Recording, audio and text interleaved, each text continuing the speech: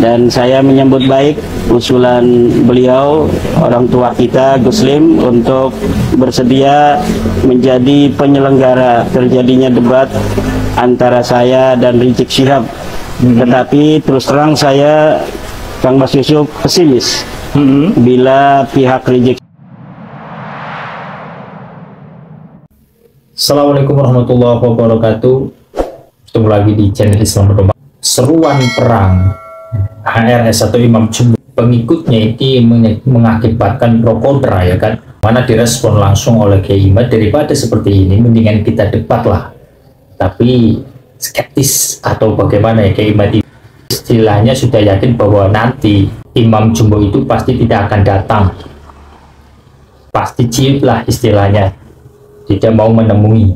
Seperti itu ya teman. Masa sila ajakan debat Kiai Imaduddin Imam Jumbo ini, apakah berani atau tidak, kan semacam. Kita lihat sama-sama teman-teman keberanian dari Kiai Imaduddin untuk mengajak debat. Dan saya menyambut baik usulan beliau, orang tua kita Gus Lim, untuk bersedia menjadi penyelenggara terjadinya debat antara saya dan Rizik Syihab. Tetapi terus terang saya, Kang Mas Yusuf, pesimis bila pihak Rizik Syihab berani untuk melayani tantangan debat dari Gus Lim itu. Daripada kita perang-perang begitu, lebih baik kita perang argumentasi, perang epistemologis. Bagaimana nasab Balawi yang sudah putus ini dipertanggungjawabkan oleh mereka di hadapan publik. Tapi Kiai Imad itu serius nih, siap kalau ada undangan untuk berdebat dengan Habib Rizik. Insya Allah saya akan datang. Siap Kiai Imad ya? Siap. Saya catat ini tebal-tebal. Kiai Imad siap untuk berdebat dengan Habib Rizik Syihab yang akan digelar di Pondok Pesantren Ibnu Aqil. Bagaimana dengan Pak Habib Rizik? Siap kan untuk berdebat dengan Kiai Imad? Bagaimana kata netizen? Assalamualaikum warahmatullahi wabarakatuh. Pemirsa Pada Suara TV, alhamdulillah saya bisa sowan ke kediamannya Kiai Imaduddin Utsman di pondok pesantrennya Nahdlatul Ulum di Banten, di Kresek. Apa kabarnya Kiai? Alhamdulillah baik, Kang Mas Yusuf. Saya kesini nih mau konfirmasi nih Kiai. Kemarin saya podcast dengan Terah Sunan Ampel, Kiai Munawir, dia mengatakan menantang Habib Rizik untuk berdebat dengan Kiai Imad.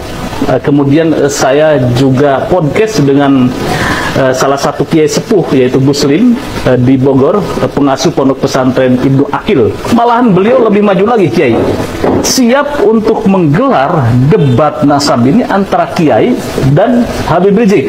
Hadiahnya ini luar biasa, ini bukan karena Gus Lim mengatakan bahwa bukan mereka tidak punya uang. Saya yakin Kiai Imad itu banyak uangnya, kemudian Habib Rizik umroh berkali-kali, tetapi rasa bahagianya kalau ini terjadi, debat ini akan diumrohkan, umroh bersama, termasuk saya nih Pada Suara TV sebagai saksi sejarahnya. Luar biasa. Ya, saya ucapkan terima kasih sama Gus Lim, seorang kiai yang kita kenal sangat mempunyai karisma di wilayah Kabupaten Bogor dan sekitarnya. Dan saya menyambut baik usulan beliau, orang tua kita Gus Lim, untuk bersedia menjadi penyelenggara terjadinya debat antara saya dan Rizik Syihab. Tetapi terus terang saya, Kang Mas Yusuf, pesimis bila pihak Rizik Syihab berani untuk melayani tantangan debat dari Gus Lim itu. Tapi Kiai Imad itu serius nih, siap kalau ada undangan untuk berdebat dengan Habib Rizik. Ketika saya membuat sebuah tesis itu kan sebenarnya menunggu antitesis. Iya. Ketika antitesis itu ada, nanti kita lihat antitesisnya ini memenuhi syarat tidak untuk disebut antitesis dari sebuah tesis yang telah dikeluarkan oleh seorang peneliti seperti saya. Iya. Jadi berbagai macam kesempatan yang dimana saya diundang selama ini, suasana-suasana akademis yang saya harapkan itu selama ini selalu gagal. Di UIN Syarif Hidayatullah ketika kita mau dipertemukan dengan Profesor Said Agil Al-Munawar gagal. Iya. Kemudian di Wali Songo ketika dipertemukan kita rencananya dengan Rabita Alawiyah gagal. Iya. Sebelumnya di Banten juga ketika panitia Banten akan mengadakan dan mempertemukan saya dengan Topik Segaf, itu pun gagal. Iya. Hanya dikirim Hanif Alatas dan beberapa orang dari saudara kita dari Kibin, tetapi ternyata mereka juga tidak mengatasnamakan sebagai perwakilan dari Rabita Alawiyah. Iya. Kemudian dari berbagai macam narasi yang dibuat seakan-akan bahwa saya tidak berani berdebat, itu sebenarnya adalah sebuah framing yang menurut saya tidak perlu untuk ditanggapi. Karena memang saya menunggu. Jadi kalau apabila pihak Rizik Syihab ketika ditantang oleh Kiai dari Bogor, Guslim, itu kemudian menerima, daripada kita perang-perang begitu seperti kata beliau itu mau nantang perang monyet-monyet, lebih baik kita perang argumentasi, perang epistemologis, bagaimana nasab Balawi yang sudah putus ini dipertanggungjawabkan oleh mereka di hadapan publik. Iya. Nah, saya menunggu itu, mampukah mereka membela nasab mereka yang terbukti palsu menurut kajian epistemologis saya berdasarkan penelitian kitab-kitab nasab dan kitab-kitab sejarah yang bukan hanya nasabnya itu palsu, tetapi nama-nama yang disebut sebagai leluhur mereka itu juga terbukti sebagai leluhur yang fiktif. Kan ini kan luar biasa. Tetapi ini akademis, berdasarkan dalil dan referensi yang jelas. Mampukah Rizik Syihab untuk menyampaikan kepada masyarakat antitesis tentang tesis saya tersebut? Jadi saya sekali lagi menyampaikan sebuah apresiasi yang tiada terhingga untuk Guslim, kiai kita dari Bogor. Apabila betul dari pihak Rizik Syihab itu menerima tantangan dari Guslim itu, insya Allah saya akan datang. Siap, Kiai Imad ya? Siap. Iya, ini saya konfirmasi nih. Saya catat ini tebal-tebal. Kiai Imad siap untuk berdebat dengan Habib Rizik Syihab yang akan digelar di Pondok Pesantren Ibnu Agil. Ini kita harapkan ini bisa tergelar. Tapi lagi-lagi Kiai Imad ini seringkali Kiai Imad di framing sebagai Kiai Imaduddin Al-Kaburi karena di Banten itu Kiai Imad tidak datang. Ini cukup mengganggu apa tidak ini? Saya itu tidak terlalu memikirkan apa yang dipersepsikan orang terhadap saya. Jadi orang boleh berkata apapun tentang kita dan kita tidak mempunyai kendali atas mereka. Tapi kita punya kendali atas diri kita sendiri. Jadi apa saja dalam hidup ini itu tidak boleh kita sebagai manusia berjalan di atas dunia ini berdasarkan persepsi orang tentang kita, tetapi bagaimana respon kita terhadap persepsi orang itu. Jadi yang kita bisa kendalikan adalah diri kita sendiri.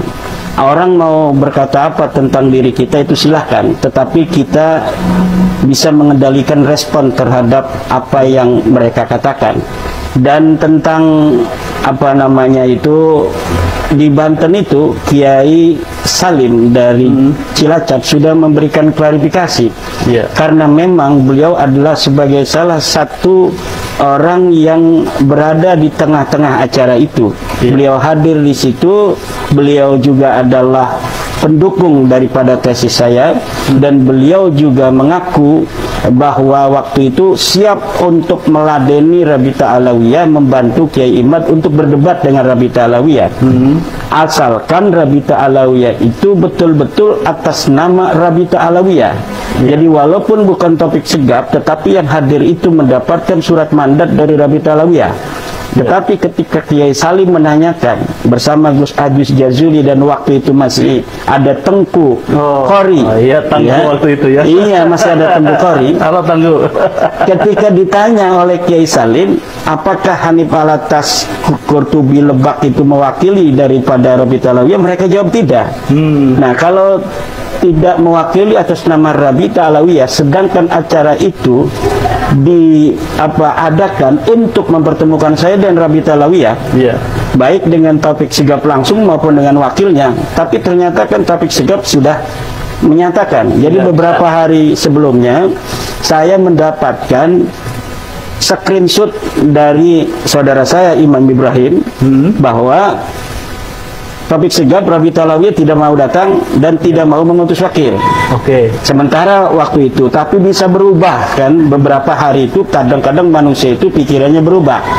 Itulah yang saya antisipasi, takut ada perubahan. Tiba-tiba mereka datang. Ketika kita nggak datang, tiba-tiba mereka datang. Akhirnya saya memberikan semacam surat mandat. Karena itu juga diminta oleh Tengku Qori bahwa Kiai agar ada sebuah kenang-kenangan buat saya dalam hidup saya merantau ke Jawa ini, bahwa saya pernah membela Kiai, membela nasab Rasulullah. Tolong bikinkan sebuah surat mandat atas nama saya dan beberapa perwakilan lainnya, akan saya laminating dan akan saya pajang katanya di tembok sebagai kenang-kenangan dalam hidup saya. Oke, saya penuhi permintaan Tengku Qori itu. Ini saya membuat dengan tangan saya sendiri. Beberapa nama yang bersedia. Jadi saya belum kenal dengan Kiai Salim, saya belum kenal dengan Gus Ajis Jazuli, tetapi mereka sudah ada komunikasi melalui alat komunikasi bahwa mereka mendukung saya dan siap untuk bersama Kiai meladeni perwakilan Rabita Alawiyah yang ada di Banten. Kemudian ketika ditanyakan yang Rabita Alawiyah atau yang hadir itu oleh Tengku, apakah Anda mewakili dengan Kiai Salim dari Rabita Alawiyah? Ternyata mereka tidak mewakili. Maka Kiai Salim mundur. Kiai Salim mundur, tidak mau. Maka di situ hanya ada Tengku, ada Ajis Jazuli, Gus Ajis, dan satu lagi. Dan akhirnya ya itu terjadi debat kusir. Yang paling terkenal diam.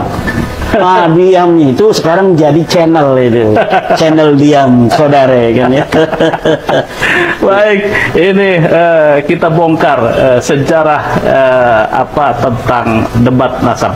Baik, kemarin itu kan juga Habib Hanif dan kawan-kawan ya, Rumel Abbas juga membuat buku itu, jawaban mengokohkan bahwa nasab, keabsahan nasab Balawi. Kemudian Kiai Imad pun memberikan sebuah jawaban dengan buku yang tidak kalah tebalnya, malah lebih tebal Kiai Imad. Nah, ini pesan moral apa yang ingin Kiai sampaikan kepada netizen atau kepada akademisi? Kita sudah memiliki preseden terhadap gaya Balawi dari buku-buku kitab-kitab yang kita baca di dalam sejarah Balawi, bahwa sejak dulu gaya-gaya mereka itu tidaklah terlampau berbeda dengan gaya zaman sekarang. Bagaimana skandal ilmiah yang dibuat oleh Ali Asakran yang menyebut nama ulama-ulama sebelumnya yang banyak sekali dalam kitabnya Al-Burqatul Musyiqqah, bahwa nasab mereka sebagai seorang sayyid itu sudah dilegitimasi oleh ulama-ulama masa lalu, dan disebutkan di situ oleh Ali Asakran nama-nama ulama. Ternyata ketika kita verifikasi dari kitab-kitab ulama-ulama tersebut, maka ulama tersebut sama sekali tidak menyebutkan itu. Nah, tetapi mereka rajin sekali, Kang Mas Yusuf, membuat buku dan membuat kitab-kitab. Ada 27 kitab minimal dari masa lalu sebelum ada bab nasab ini. yang menyatakan atau menghimpun pendapat-pendapat mereka tentang bahwa nasab mereka itu sahih. Jadi sebenarnya mereka itu sejak lama meragukan nasabnya mereka sendiri, sehingga dengan itu mereka memerlukan sebuah penguatan terus-menerus tiada henti sampai hari ini terbongkar. Selama 550 tahun dari 895 sampai 2022-2023 itu 550 tahun kebohongan kedustaan nasab mereka, yang sebelumnya mereka mengaku 895 dari 345 juga adalah 550 tahun. Jadi 550 tahun mereka mengaku dari mulai 895 sampai hari ini, dan yang diaku itu adalah orang yang wafat 550 tahun tanpa ada